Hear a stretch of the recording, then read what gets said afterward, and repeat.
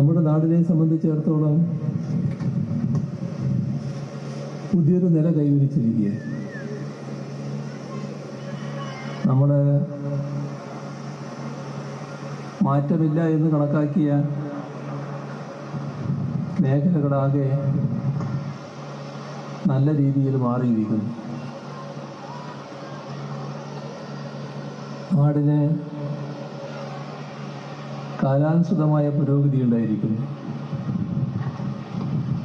ലോകം വലിയ തോതിൽ വികസിക്കുകയാണ്. കാലത്തിൻ്റെ മാറ്റത്തിനനുസരിച്ചുള്ള വികസനത്തിലേക്ക് നമ്മൾ എത്തിയിരിക്കുന്നു.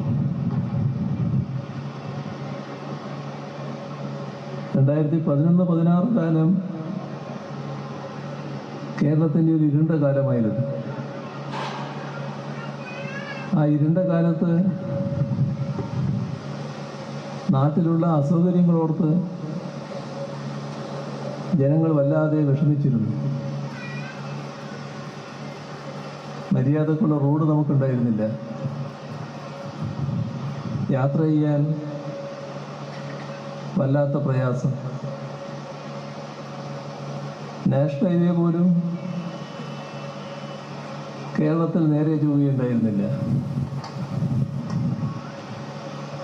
ഇതിനെല്ലാം സാരമായ മാറ്റം വന്നു. ഇപ്പോൾ നാഷണൽ ഹൈവേ പൂർത്തിയായിക്കൊണ്ടിരിക്കുന്നു. തെരഞ്ഞെടുപ്പ് ഘട്ടത്തിനും 2 ദിവസം മുൻപ് പ്രധാനമന്ത്രി തന്നെ വന്ന് 2 റീച്ചുകൾ ഉദ്ഘാടനം ചെയ്തിരിക്കുന്നു.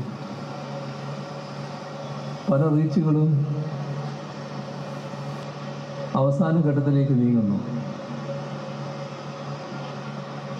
നമ്മുടെ നാട്ടിലെ റോഡുകൾ വലിയ തോതിൽ മാറിയിരിക്കുന്നു. ഇന്ന് പൊതുവെ ഗതാഗത സൗകര്യം നല്ലതുപോലെ മെച്ചപ്പെട്ടിരിക്കുന്നു. ഒരു ഭാഗത്ത് മലയോര ഹൈവേ, മറ്റൊരു ഭാഗത്ത് തീരദേശ ഹൈവേ.